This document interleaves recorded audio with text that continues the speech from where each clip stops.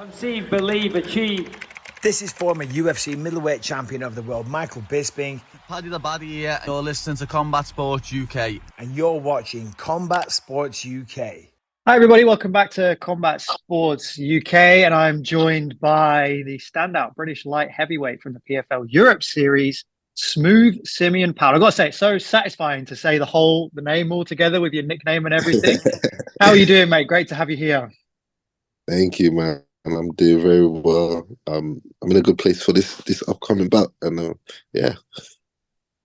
Awesome, man. So yeah, we're just about a week almost now, December 8th versus Jakub Nader over there in Dublin. So not a far trip for you this time, although this Europe series hasn't been too far for you. I mean, how have you found the series as a whole, kind of competing? This is going to be your third fight this year.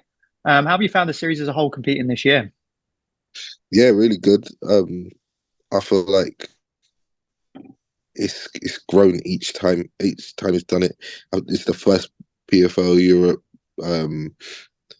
tournament that they've put on, so I think they've done an exceptional job in promoting it and producing such great events and giving opportunities for like up and coming European fighters. So yeah, it's been great and it's been exciting to be a part of. And for you as an athlete, has it kind of been, what side of the coin does it fit on? You have okay, I'm going to fight 3 times. I've got 3 camps. My whole year is set. Or have you kind of been, okay, I've got my camp for this fight, then I'll take a little bit of time off and then I'll recamp again. How have you structured your year knowing that these fights could happen, obviously, if you win and advance through each one? I'm always in the gym anyway, so like I just stay in the gym. So it's not hard for me to get ready for a fight. Yeah, it suits me. I like to be active. I like to familiarize myself with the feeling of competition. So yeah, I like the activity. So for you, kind of staying in that kind of flow, having a fight every few months, 3 or 4 fights a year is ideal for you, right? Yeah, perfect. And so let's reflect on the previous fight. You got the unanimous decision win against Daniel Ladera. What did you think kind of straight after the fight, and now we're a couple of months away from it now?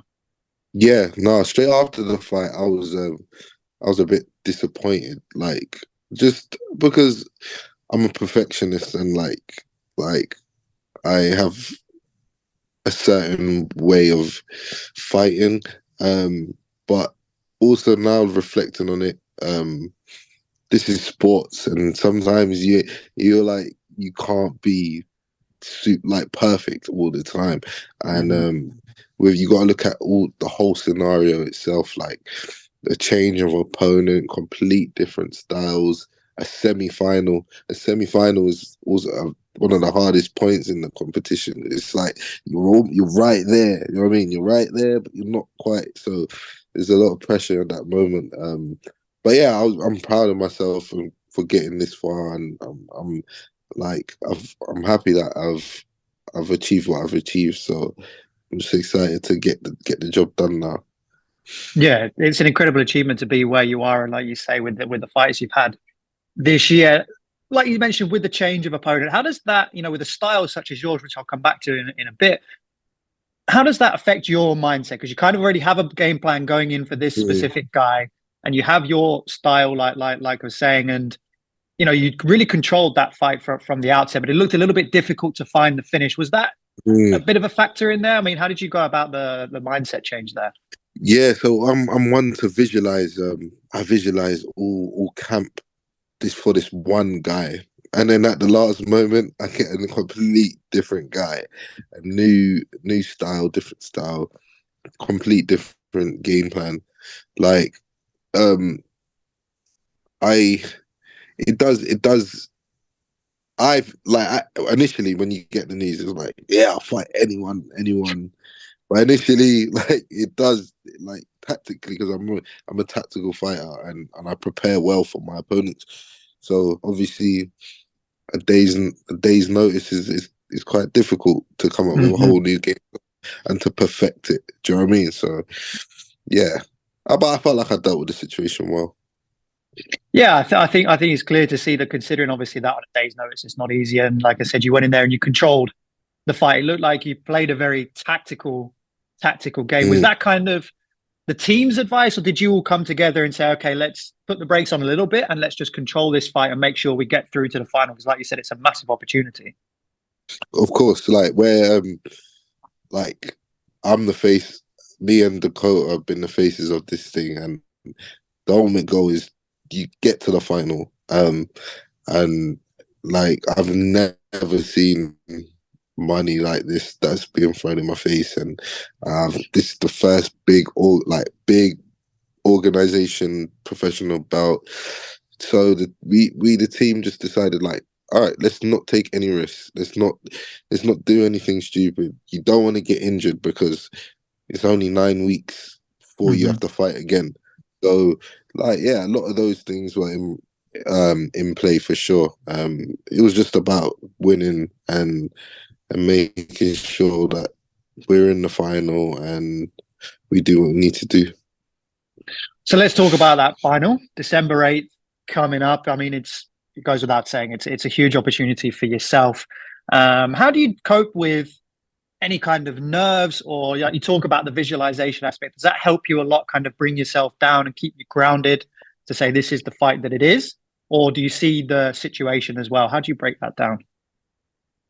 Yeah, so like I love to I visualize from the walkout to the fight itself, different scenarios that could happen in the fight, good and bad.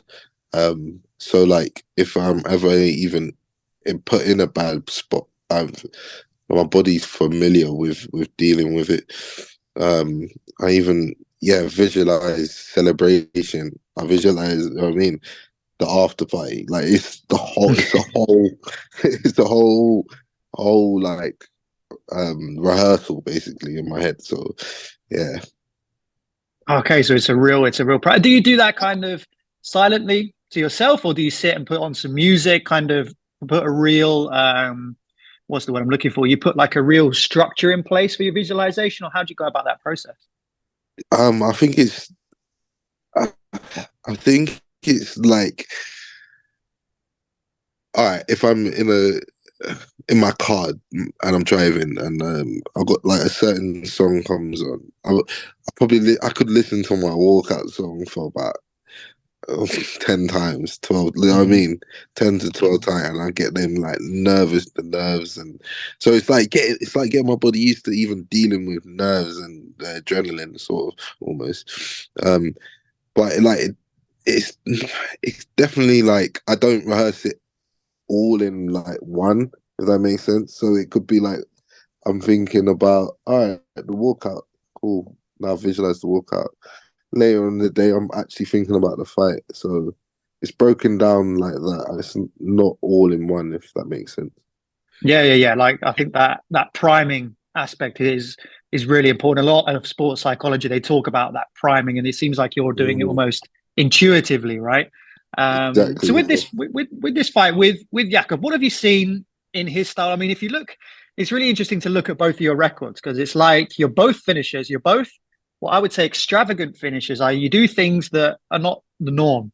And it's almost like you kind of have a bit of a competition with each other without almost knowing it, right? Like, oh, I'm going to do a flying knee. Okay, I'm going to do a guillotine. All right, you're going to do a guillotine. I'm going to do this one. So what have you seen in his style going into this fight? No, the guy's a phenomenal athlete. He's like, it speaks for his physique, you know what I mean, his record, it speaks for itself. But I back myself, and he ain't fought anyone like me. Like I'm 9-0. I've done it in the space of just over 2 years, and I feel like that speaks loudly, like how hungry and determined I am. I'm that young lion, do you know what I mean? Up and coming, and I feel like he's a game opponent, and that excites me. So yeah. And is there almost, are you somebody that, hear a lot of these fighters talk about the fear factor as well, that they perform best when it's somebody they kind of have a bit of fear towards? I think Tom Aspinall was talking about it recently about the Pavlovich matchup. Is that something that comes into your mindset as well? That kind of fuels you, knowing that he kind of has some weapons? 100%, 1,000%. Like, even I could even go like refer back to my last fight. Like that guy didn't keep me on my, like when I got told I was fighting this guy, it's like I didn't have that same sort of nervous feeling, like because I didn't see him as dangerous. But Nido is very dangerous, and he's definitely keeping me sharp and on my toes. And I think the people are going to see the best version of me and what I really can do. And no one's actually seen that yet, so it's exciting. Yeah, it's an incredibly exciting matchup when you look at both your records and both of your finishes as well, and just your general style. I'd like to talk a little bit about your style. You kind of, to me, when I first watched you fight, I was almost like, wow, this is kind of like, is he really light heavyweight? Like, am I actually watching a light heavyweight fight right now? Yeah. How did your style evolve and your kind of like I said, extravagant finishes and going out and entertaining? How did that evolve? Has that always been part of your game? Yeah, so I feel like I think it starts from obviously my kickboxing background when I started, and I had a good like kind of in and out sort of style.